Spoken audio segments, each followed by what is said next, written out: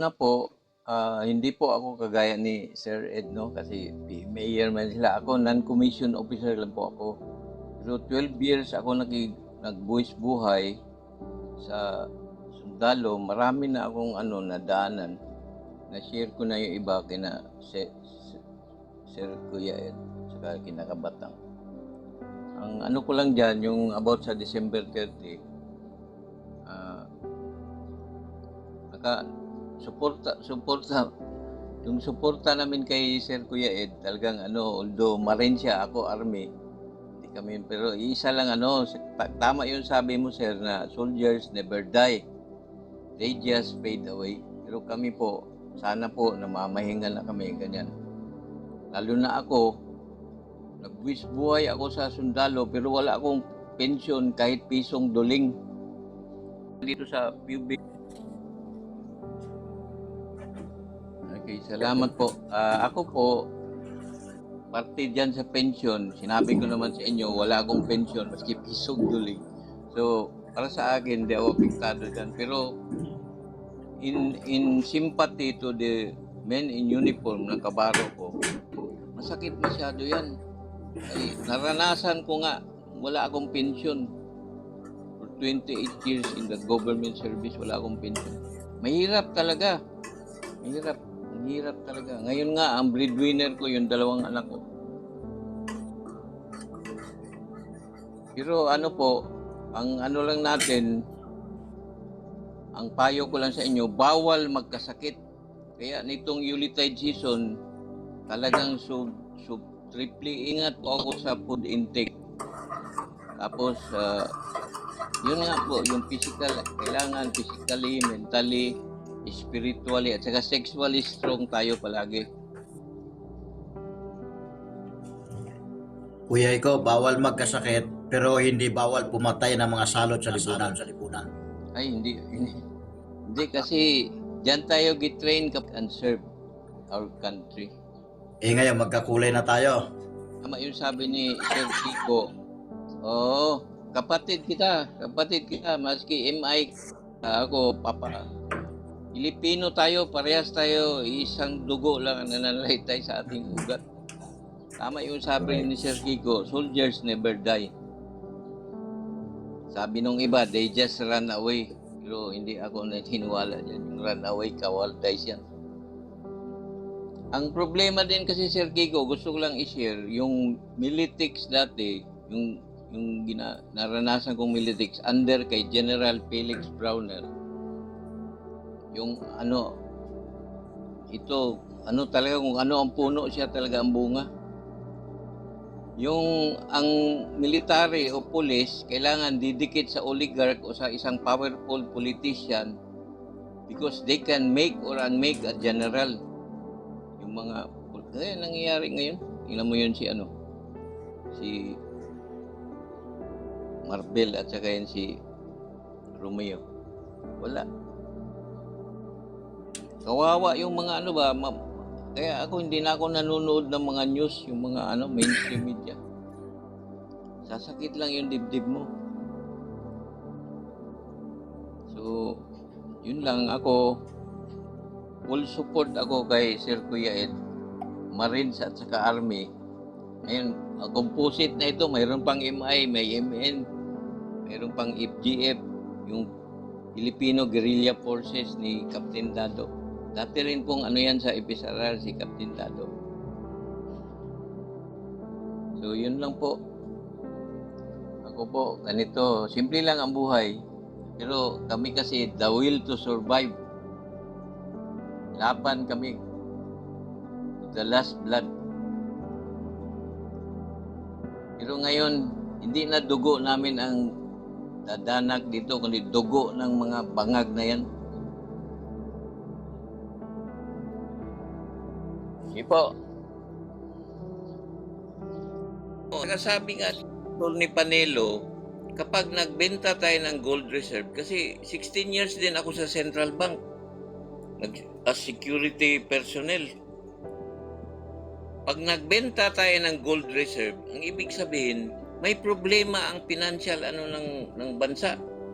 Kaya ako, nung nagtanong ako, in reaction to sa sinabi ni Attorney Panelo, nagtanong ako, saan ang pinagbentahan ng gold? Alam mo, na-restricted ako. 1 month sana, nag-petition ako. Kaya ginawang 1 week lang ang restriction ko. Wala tayong karapatan magtanong kung saan ang pinagbentahan ng ginto.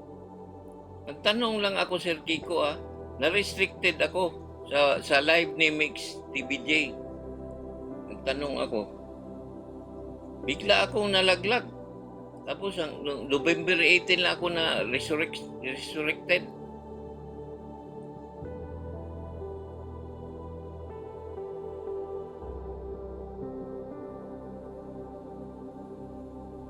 At saka kami po, wala na kaming yung na lang namin ni Sir Kuya Ed ngayon, yung legacy at saka advocacy sa huling patak ng dugo namin. Wala pong yung mga foreigner na yan kasi domestic problem natin ito, wala silang pakialam. Sinabi nga ni Dr. O, do you think the USA will protect? Ha? Tingnan mo.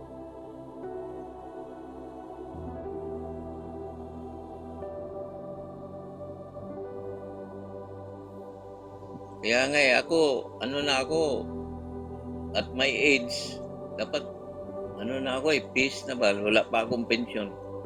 So, pero hindi ko matiis kasi sayang yung pinagbuwis buhay namin nung nagserbisyo kami ng ilang taon. Tapos ganito ang mangyayari sa bansa natin. We have a dummy, usape, inutil, very weak na presidente. Tapos ito nga tungkol sa uranium na ito, talagang ito ang pinakamalaking ko kasi isang pindot lang eh. Hindi na yung guerrilla warfare yung dinaanan namin ganyan. Hindi na ganun ang labanan. Pindot na lang, ganyan na lang oh.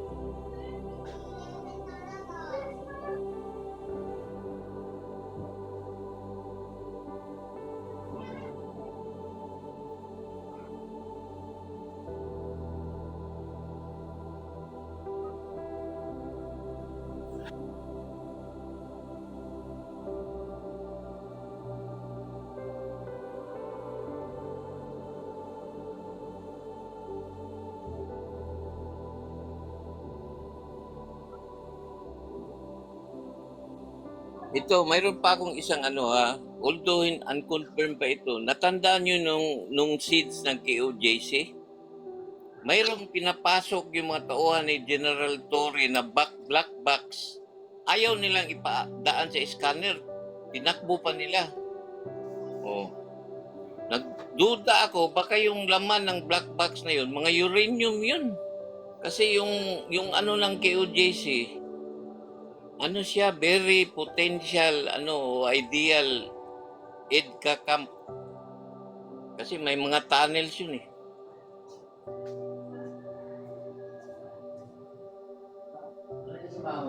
Napaka talaga, bakit ganun yung ginawa ni General Torre, bakit ganun? Pinasok nila, naghukay pa sila dun sa ilalim. Dahil sa heartbeat na yun, napalpak.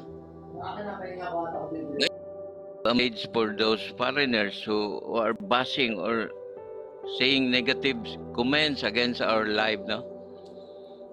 You see, we are not the only ones victimized by our dummy president. Even your President Biden was also a victim. And you know what? Don't underestimate our intelligence. You know? Intelligence is common sense. It's not, but you are ahead because you have your finances and your funds is so big, not like us. And but you see why are you training with us the Balikatan exercises? Because you want to learn from us. You want to learn from us, especially in jungle warfare. We are much ahead of you.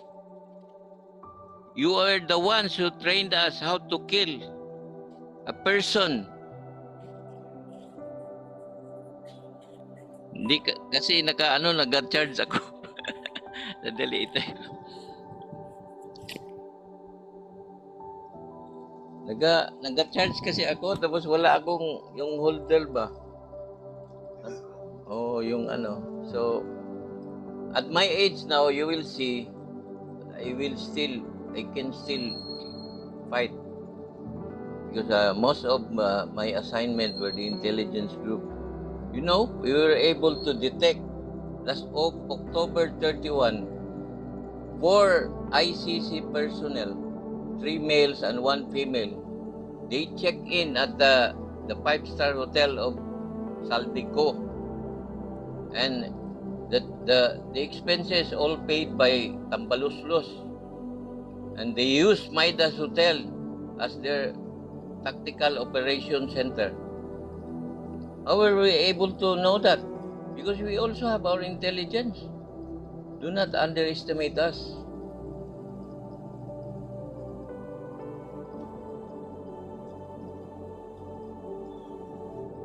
Now that you know that even your President Biden was also victimized by our dummy president.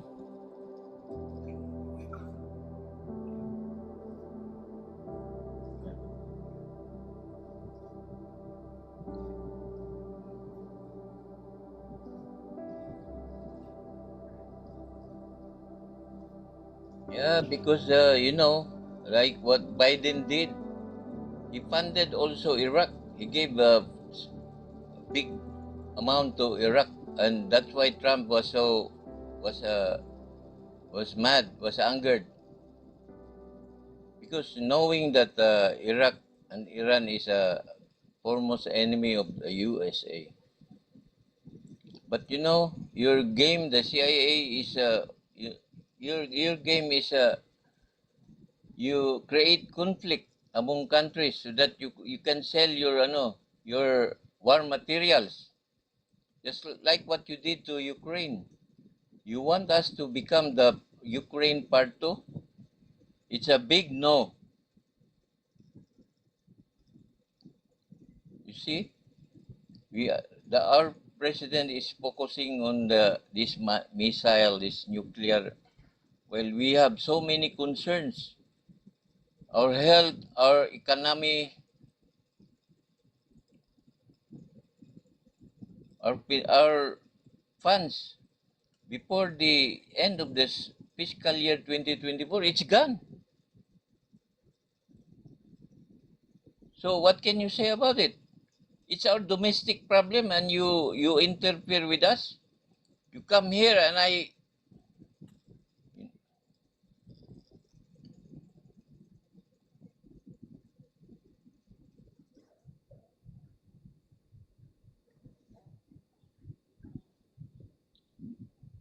hindi kasi kanina kasi Sir Kiko nabanggit mo yung yung mga Canadian ba yun ng parang ginaano doon natin yung democratic country. That is why your government is supporting our dummy president, because they don't like the Dutertes. So ganun lang, no? Ano kami masyado dito, ako halos lahat na nasabi na ni Sir Kuya Ed. So ako, although hindi po ako non-combatant, non-commissioned officer, Sir Kiko, combatant po kami kasi infantry po ako. Pero most of my assignments sa Intel, sa G2. So ang buhok ko noon nung nasa serbisyo pa ako hanggang sa puwit, tapos itong balbas ko hanggang sa dito sa pusod. Kasi we blend with the new people sa army, pumapasok kami sa kampo ng ng kalaban. Hindi nila alam sundalo kami. Yan po, hindi madali. Kaya yung mga trolls dyan, kung gusto niyo, kung matapang talaga kayo, magsundalo kayo.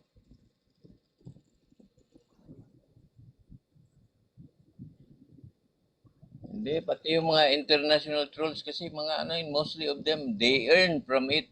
Kumikita sila dyan eh. Ginagawa nilang yan. Kaya ginagawa niyan. Grabe, no? So,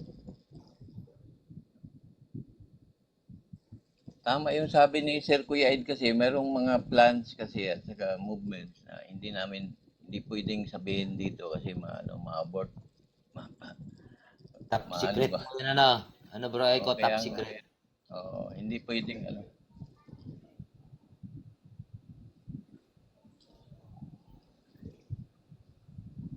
Oo, pero kayo mga kayong mga partner, tingnan nyo, bakit namin nalaman yung tungkol sa uranium? Oh, dahil sa intelligence namin. Yung ginawa nyo sa KOJC, alam nyo may tunnel, ang ganda ng tunnel ng KOJC. Will build, kumpleto ng accessory sa ilalim. It is a typical EDCA site, no? Yung nag-ano yung mga tauhan ni General Torre, yung big black box ayaw nilang idaan sa scanner, tinakbo nila. So may mga laman yun. How do we know na uranium yun? Oo. Oh, nakita natin sa video, no? Nagtakbuhan pa yung mga hinahabol ng mga ng tauhan ng KOJC yung mga PNP na nagbitbit ng black box kasi nung pagdaan ayaw nila ipadaan sa scanner. Oh, tapos yung naghukay sila doon, kasi nakita lang may tunnel from KOJC going to the airport. Paglabas mo sa tunnel, airport na pala.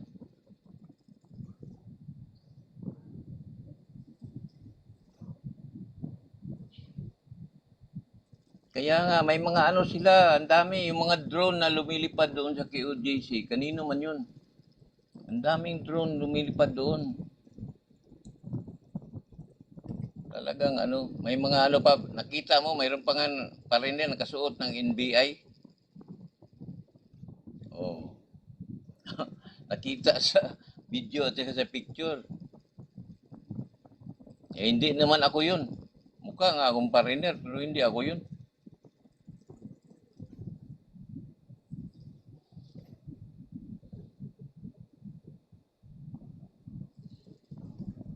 Oh, mabuti pa yung KGB sir. Ako, at saka Mossad. Mas saludo ako sa Mossad at saka KGB.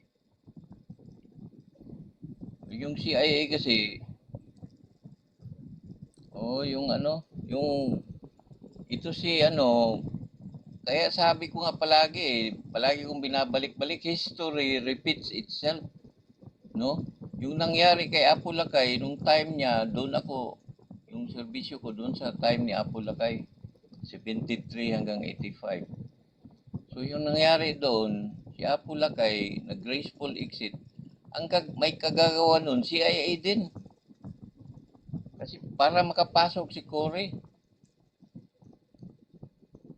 ganyan na puro ba yung wala akong pensyon, no, maski piso, social pension yung tinatanggap ko. Pero mayroon na kaming ngayon sa PIBAW, yung pag naka 5 years ka in the military service, qualified ka as veterans. Mayroon kang 5K a month.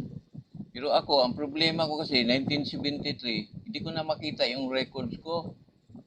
Saka nung nasa Central Bank ako, nung nag-file na ako ng claim ko para sa benefits ko, ang sabi ng provident namin, we cannot quantify your benefits because your service records are lost.